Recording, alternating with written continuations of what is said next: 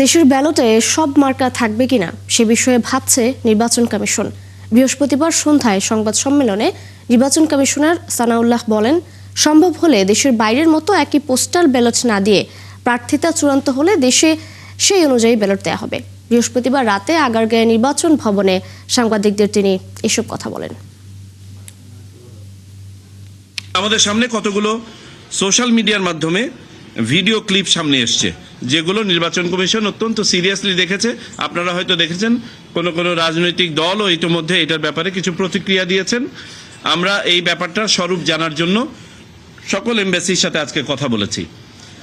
এরকম আমরা 3টা জায়গার ভিডিও ক্লিপের এভিডেন্স পেয়েছি, কিন্তু এই এভিডেন্সে কোথাও কোনো ব্যত্যয় হয়েছে মর্মে এখন পর্যন্ত কোনো প্রমাণ পাওয়া যায় নাই।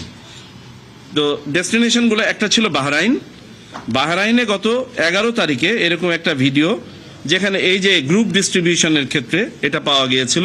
এখানে যেটা হয়েছিল, পোস্টম্যান ওই এলাকায় বসবাসরত সকল বাংলাদেশির যে সীমিত পরিসরে, এই সংখ্যাটা হতে পারে 160, হতে পারে 233।